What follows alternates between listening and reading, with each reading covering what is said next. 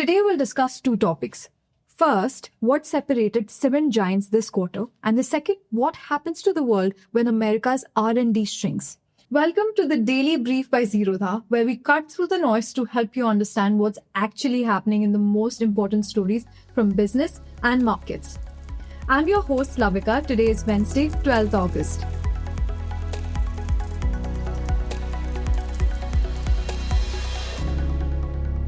Let's start with the first one. Cement sales are evidence of a building going up, a road being laid, or a bridge taking shape. That makes cement one of the more honest windows into actual construction activity in the economy. This quarter, we looked at India's three largest cement makers, UltraTech, Ambuja, and Shree Cement. All three made the same underlying bet. What you sell matters almost as much as how much you sell. They also face the same external shock as the war in West Asia pushed up fuel and freight costs. Yet, their results moved in very different directions. UltraTech's profit grew comfortably, while profits at Ambuja and Shree Cement fell. So, we looked at what was happening across the three companies despite them facing broadly the same disruptions. For all three companies, selling more cement was only part of the story. What mattered just as much was what kind of cement they sold, who bought it, and how much they could charge for it. For context, there are two broad ways to sell cement. Trade sales go through retail dealers, usually in bags, to people building their own homes. These buyers tend to trust brand names and are willing to pay a little more for them. Non-trade sales go directly to large buyers, where price is usually the bigger consideration. Think contractors, government agencies, or EPC companies building large projects. But trade versus non-trade is really a part of a broader game of getting customers to pay more for every ton you sell. UltraTech approached that through its brand. Before the quarter began, UltraTech had already completely rebranded the Kesoram and India Cement's plants it acquired. These were earlier priced like B or C category brands, which typically sell at a discount to premium brands like UltraTech. After the rebranding, UltraTech could charge its own higher prices. What changed this quarter was that the strategy kept working. In simple terms, customers continued to buy UltraTech cement even after the price went up. Ambuja pushed the same idea through its sales mix. Trade sales rose from 74% to 78% of total sales, while premium products now make up to 34% of everything it sells through trade. To get there, it deliberately cut lower margin non-trade volumes by 21% year on year, choosing to sell less cement overall so that the cement it did sell earned more money per ton. Shree, on the other hand, wants to get back to a 70-30 split between trade and non-trade sales, a mix it has spent years building. But this quarter, its mix actually moved the wrong way. This is really a continuation of what we saw in quarter 4 in financial year 26. UltraTech was already getting more out of its acquired plants after rebranding them. Ambuja's trade share was moving up towards 74%, while Shree's had fallen to a multi-quarter low. Quarter 1 only pushed those differences further. Cement demand itself was not the problem. UltraTech said industry demand grew 7 to 8% during the quarter, and all three companies described demand as healthy or stable. The West Asia tensions did not really hurt cement demand, but made cement more expensive to produce. But even that hit showed up very differently across the three companies, depending on what fuel they had, how much they had stocked up, and what they could do to offset the higher costs. Shree was hit the hardest. Cement plants need huge amounts of heat to make clinker, the hard intermediate material that is later ground and blended into cement. That heat usually comes from fuels like coal and petcoke. Petcoke is often preferred because it produces more heat and leaves behind less ash. But petcoke shipments Shree had already contracted for did not arrive, so it had to switch heavily to coal. Petcoke's share of its fuel mix fell from 54% to just 9%, while coal jumped from 32% to 81%. That switch affected more than just its fuel bill. Coal leaves behind more ash, which increased impurities in the kiln output. That limited how much cheaper blending material like fly ash or slag Shree could use in final cement mix. The result was more plain cement with less blending. That tends to be sold more through non-trade channels to large bulk buyers where margins are usually lower.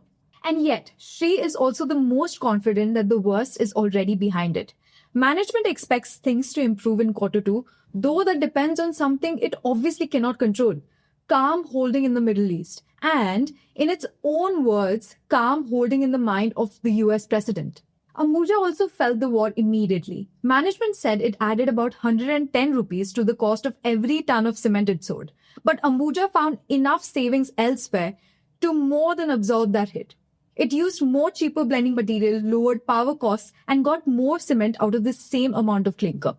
In fact, even after the extra 110 rupees, Ambuja's overall cost was still 206 rupees per ton, lower than a year ago. So the war made one part of its cost base worse, but the business as a whole still became cheaper to run. UltraTech was in a different position because it never ran short of fuel. It did not have to change what it produced or push more cement into a lower-priced bulk market. It also used the quarter to build a 1-month clinker and a 3-month coal buffer. That does not mean UltraTech escapes higher costs. It mostly means the bill arrives later. Management expects costs to rise by 130 to 140 rupees per ton in quarter two. But there's an important wrinkle here. UltraTech's CFO also said this increase is not entirely because of the war. Costs normally rise in July to September quarter anyway because of monsoon maintenance and lower plant activity. There's one place where the war's impact is much more direct: diesel. Industrial diesel went from about 80 rupees a litre before the conflict to more than 150 during it. UltraTech is already trying to reduce that exposure. This quarter, it started using electric trucks for mining and clinker transport. It also cut the average distance its truck travel from 167 kilometers to 160 kilometers, with every kilometer trim saving roughly 2.5 to 3 rupees per ton. So the war raised costs for everyone, but there was no single moment when the bill landed. Shree felt it through a fuel shortage that changed what it could produce. Ambuja took the hit, but found enough savings elsewhere to offset it. UltraTech had enough fuel to push much of the pain into the next quarter. Same shock, very different quarter. So far, we have looked at what these companies sold and what it cost them to make it. Put those two together and you get the profits. But even there, the headline number can be misleading. On an operating basis, Ambuja had a genuinely good quarter. Its cost per ton fell and its profit margin improved meaningfully. So by the metrics management can actually control, Ambuja delivered. And yet, its net profit fell 34% year-on-year for two reasons. First, it deliberately made and sold less cement. That meant less money coming in overall, even though it earned more on each ton it sold. Second, Ambuja now has Sanghi, Penna and Orient fully included in its accounts. That gives it a much larger base of plants and machinery. So the depreciation charge it records every quarter has gone up too. Put those together and the 34% fall makes sense. UltraTech, on the other hand, is seeing the opposite play out. After the India Cements acquisition, the numbers look messy at first because of consolidation effects. But if you strip that out, the plants they bought are actually doing better than before. Operating profit per ton has moved up from about 386 to 603 rupees over the past few quarters.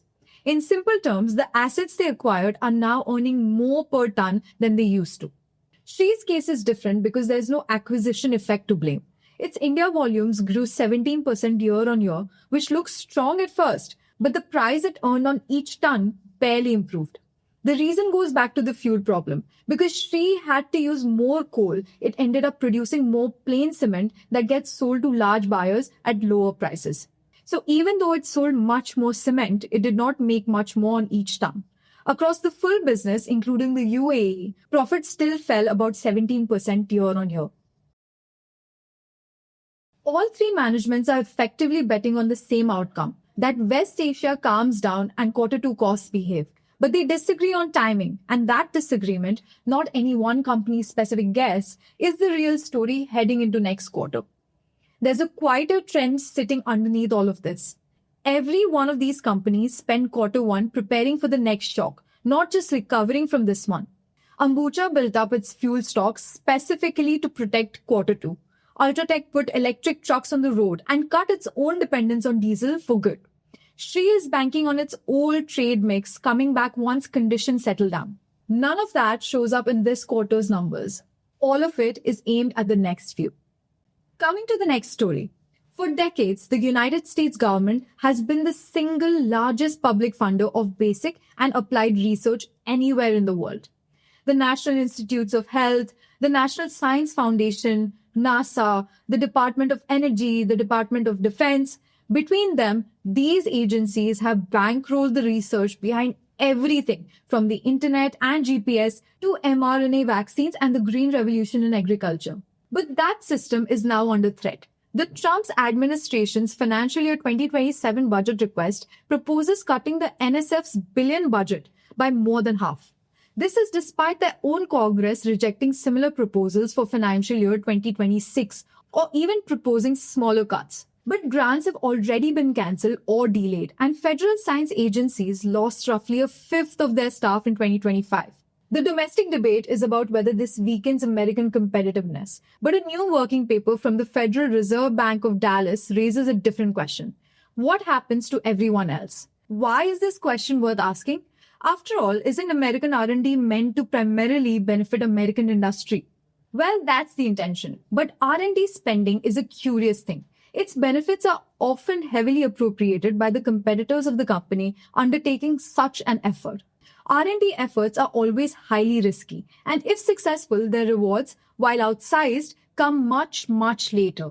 But in the meantime, these efforts often create a lot of knowledge that other companies can make use of. More so if the R&D is undertaken by public institutions that don't have an immediate profit motive, because then that knowledge likely remains nearly free of cost. The researchers studied 69 foreign economies over 1980 to 2019, including India. The outcome they measure is total factor productivity, which refers to the output left over after you account for measured labor and capital inputs. Think of it as a proxy for how well an economy converts its resources into output. Better technology, better organization, better know-how. The paper reconstructs every major change in US R&D appropriations across all 5 public agencies we mentioned above. They classify which changes were driven by politics, geopolitics, or scientific ambition rather than by the current state of the economy. By isolating away the response to short-run cyclical economic conditions, the authors can more credibly claim that what they are measuring is the casual effect of American public R&D on foreign productivity. So what's the headline finding? When US public R&D appropriations rise by an amount equal to 1% of the federal R&D capital stock, the average TFP across those 69 foreign economies gradually rises by about 1%, peaking roughly 12 years after the shock. This is a level change in productivity, not an annual growth rate. It builds slowly and persists. But it's the more nuanced findings that are more interesting. When the authors split their sample into developed and developing countries, the estimated productivity response to an R&D shock peaks at roughly 1.8% in the 40 emerging economies. Among the original OECD economies, excluding the US, the peak is about 0.5% and it eventually fades to zero. The non-OECD response is more than 3 times as large and far more persistent. In other words, poorer countries seem to benefit more than richer ones from American R&D. This can be a little counterintuitive. One may think that you would need domestic research infrastructure to make use of someone else's discovery.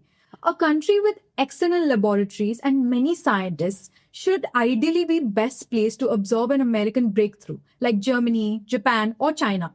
The paper finds the opposite though. Countries with less research infrastructure, fewer scientists, and less existing intellectual property see larger or earlier productivity gains from US public R&D shocks. Even within the OECD itself, the below-median R&D countries drive the entire TFP response to R&D in sectors other than defense. Among non-OECD countries, the ones with less R&D infrastructure see productivity gains kicking sooner, though both groups eventually reach similar peaks.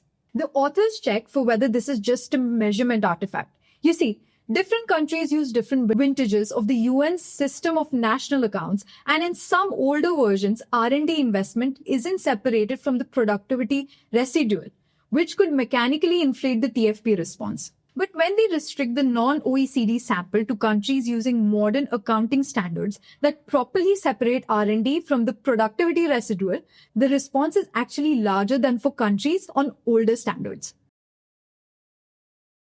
Much of the US R&D efforts are directed towards defense. It is, of course, well known that the US has a strong intertwining between its military and industrial, which is why it is also worth splitting defense and non-defense R&D to see what happens. A stealth aircraft coating developed under a classified Pentagon contract stays behind security clearances for decades. The research that led to CRISPR gene editing, funded partly by NIH and NSF grants, was published openly and is now used in laboratories across the world. Plus, defense R&D skews towards development of specific weapon system, which is often highly classified rather than fundamental research. Non-defense R&D, in contrast, produces published papers, new agricultural techniques, pharmaceuticals, industrial software, and tradable products that can become widely available. The authors find that the foreign TFP response to non-defense R&D shocks peaks higher and persists far longer than the response to defense shocks. For non-OECD countries, the non-defense response rises sharply after about 9 years, reaching roughly 1% by the end of the 15-year horizon. The defense response peaks earlier, around 0.8% after 10 years, but then fades. So what channels are actually carrying American research to the rest of the world? The authors don't have concrete answers here, but there are some plausible mechanisms. Firstly, openly accessible scientific content. When the Human Genome Project, which was funded largely by the NIH, published its results freely in 2003, it seeded genomics research worldwide. Any university with an internet connection could build on it. Papers, datasets, and methods from US-funded research created a foundation that foreign researchers and firms can apply without reproducing the original work. Normally, the assumption is that making use of such open source science requires having your own advanced labs and scientists to understand and apply it. But the paper's findings actually challenge this idea. Because poorer countries with virtually no domestic R&D infrastructure see huge productivity gains, the authors suggest that US R&D must be diffusing through channels that bypass the need for domestic R&D capacity entirely. That's where the second channel, knowledge embodied in traded goods, comes in. When an American agency funds research that eventually leads to a better CNC machine and an Indian factory buys that machine, the factory becomes more mechanized and therefore productive. But nobody in the factory needed to particularly understand the engineering. However, the obvious call out here is that an emerging market like India becomes dependent on these imports. It has little domestic capacity of its own to make those machines. This isn't always a bad thing. At least initially, developing nations do have to rely more heavily on imports of capital goods even to industrialize. The last channel is leapfrogging. Economies further from the frontier have less legacy capital to discard, so they face lower transition costs when adopting new technology. For instance, much of sub-Saharan Africa moved straight to mobile phones without first building out landline networks. Countries without established electricity grids are deploying solar with battery storage directly. When the US develops a new generation of technology, countries without sunk costs in the previous generation can adopt it faster. The global social returns to US public non-defense R&D are roughly 1.8 to 2.2 times the domestic returns, depending on when you measure GDP shares. Put differently, the United States captures somewhere between 45% and 57% of the total productivity benefit of its own non-defense R&D investments. America doesn't lose the foreign share either, since knowledge used in Brazil or India doesn't prevent an American firm from using it too. A different paper by the same institution estimates that the domestic social returns to US non-defense government R&D runs between 140% and 210%. The worldwide returns, meanwhile, could be even higher. As the authors put it, in what may be the paper's most provocative line, US public R&D is plausibly among the world's largest unintended development programs. There is one natural worry that surfaces in all of this. Maybe when the US ramps up research spending, it simply pulls scientists and funding away from other countries. If American R&D crowds out foreign R&D, the productivity gains might be offset by weakened domestic innovation elsewhere. The authors test for this directly. Among 23 OECD economies with usable R&D investment data, increases in US public R&D modestly incentivize more foreign private sector and university R&D rather than displacing it. Foreign private R&D capital, in fact, is found to rise gradually. Government-performed R&D abroad shows no significant response in either direction. There is no evidence of the US poaching foreign scientists en masse. Now, what happens to the world when you alter a program like this? The financial year 27 White House budget has proposed to raise Defense R&D Authority from roughly $83 billion to $217 billion, while cutting non-defense R&D from about $89 billion to $67 billion. A budget that shifts the mix towards classified, defense-oriented work and away from open civilian science based on this paper's findings, shrink the channel through which American R&D has historically raised productivity abroad. At the same time, official development assistance, or aid, fell 23% in real terms in 2025, the largest annual decline on record. American aid fell nearly 57%. All of this tracks generally with the US turning inward and inching away from globalization. It is kickstarting trade wars just so that it can reshore manufacturing within its borders. The Trump administration has repeatedly accused developing nations of ripping off America and its taxpayers. At the same time, it is preparing for those trade wars to potentially turn into a real war. The uncomfortable implication of this paper is that the countries estimated to gain most from open American science may be least able to replace it if that source weakens. No country can duplicate every laboratory and body of expertise. India's economic survey warns that insulation alone cannot produce resilience. The goal is domestic capability without severing global connections. But global connections are fraying just as the domestic capability remains thin. Now moving on to the tidbits. Banks have dispersed a mere 17% of the funds allocated under the 20,000 crore rupees credit guarantee scheme. Loan sanctions remain sluggish as lenders continue to exercise extreme caution when dealing with smaller borrowers. The RP Sanjeev Goenka Group is acquiring a 1.4 GW operational solar portfolio from Renew Solar Power to rapidly scale its footprint. This massive deal will significantly accelerate the conglomerate's ambition to build a 10 GW renewable energy platform over the next few years. Domestic tractor sales unexpectedly surged to a record high in July, defying widespread concerns over a weak monsoon and the looming threat of El Nino. This strong demand suggests underlying resilience in the rural economy and robust agricultural support. In the latest semi-annual Nifty 50 index reshuffle, the Bombay Stock Exchange will be added to the benchmark, replacing IT major Wipro.